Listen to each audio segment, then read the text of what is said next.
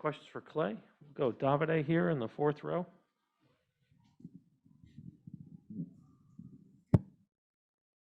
Hi, Clay. Davide Chinellato with Gazzetta from Italy. I have two for you. First one, you went into the ocean before Game 5. I'm not sure if you have done the same here for Game 6. I have not, but I know there's a lot of beautiful waters around these parts, so I'm not ruling it out, but it's probably a slim possibility.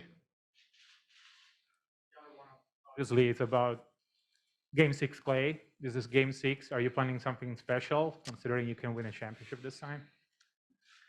I would like to have a big night and win the game, but, you know, it doesn't matter what any of us do individually. The main goal is just to win one game. So I don't want to put any extra pressure on myself to live up to my name. I just want to go out there and play free, trust my teammates, and I know great things will happen if I do those two things. On the right, Monty. Like when people think Game 6 Clay, they always go back to the OKC game. Are you aware of your history in Game 6s overall? I realize I'm on a really good streak right now of Game 6s, and I don't know how long that will last. Hopefully, obviously tomorrow, but it's obviously a nickname I earned. I want to live up to it, but at the same time, I don't want to go in there and play hero ball. I'm just going to go in there and be myself and do what I've been doing the last few games, and I know that will allow us to be successful. Steve said he didn't know how to make sense of it, but he said one thing is that you have killer instinct. Is that part of what's going on when you're trying to pull out a team? Yeah, I just know after doing this for so long that killer instinct means just playing with incredible intensity, force, and will. And if you leave it all out there and you play intelligently, like that's all you can ask for yourself. And try not to say, oh, I'm going to score this many points, I'm going to lock this player up. But as long as you control what you control, and that's the effort and the focus factors, it's going to be a good night for us. Thanks, Roback. Kendra Andrews, ESPN. Clay, you guys have struggled to close out series at your first opportunity so far this postseason, and Andre just said clinching is the hardest game you'll ever have to play.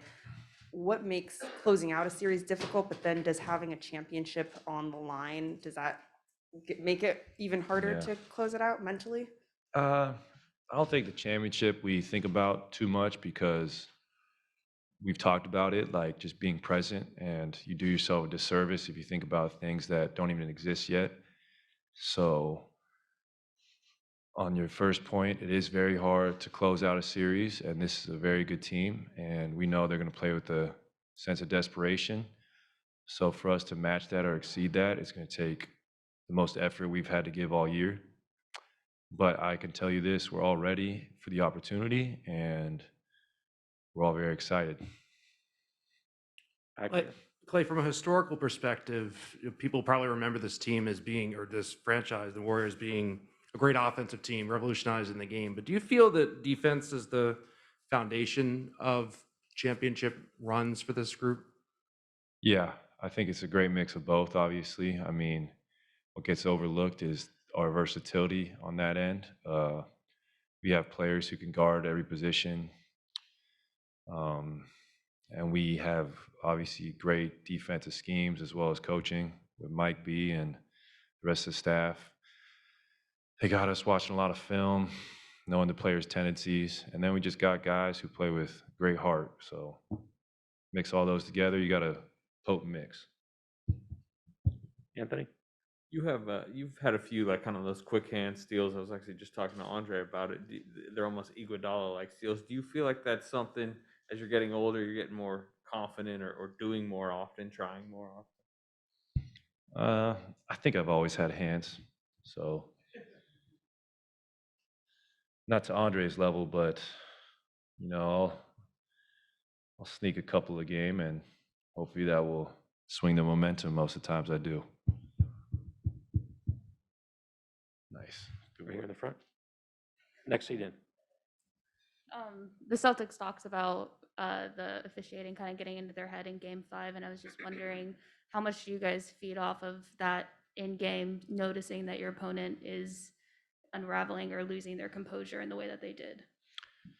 I don't think we focus on it too much, to be honest. We have a next play mentality, and we're just worried about,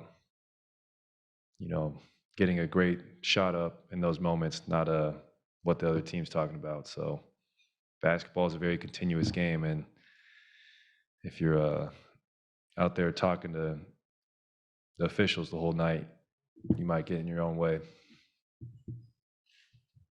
Sam, up on the right.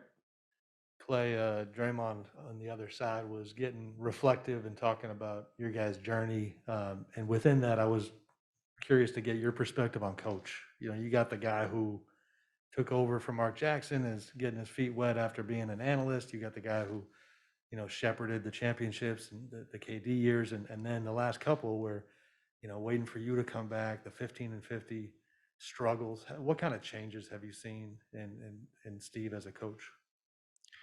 I haven't seen many changes, to be honest. I think Steve's pretty much been the same since 2015. And Steve's had such an incredible, unique career from player to coach, GM.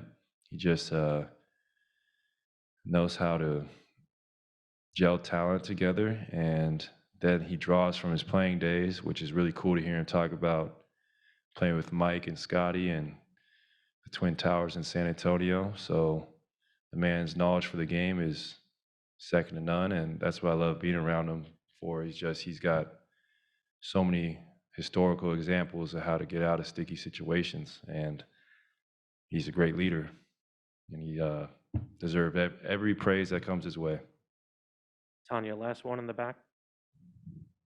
Clay, another thing that Draymond was talking about was he mentioned this scene where you and Steph and he were sitting together eating at some point, and Bob Myers came by and was like, you guys are still together, you're still sitting together. Just from a personal level, like, what is it about the personalities of the three of you that, you obviously mesh well together on the court, but you like being around each other? Well, I don't know about that. I owe Draymond some money at Domino's, so I don't really want to see him too many times. So that's funny. That happened like 2 days ago, and I was half asleep. But Draymond and Bob were chatting their hearts away for 6 hours on a plane ride. I was just trying to get some sleep. Good times. That's all. Thank you, Clay.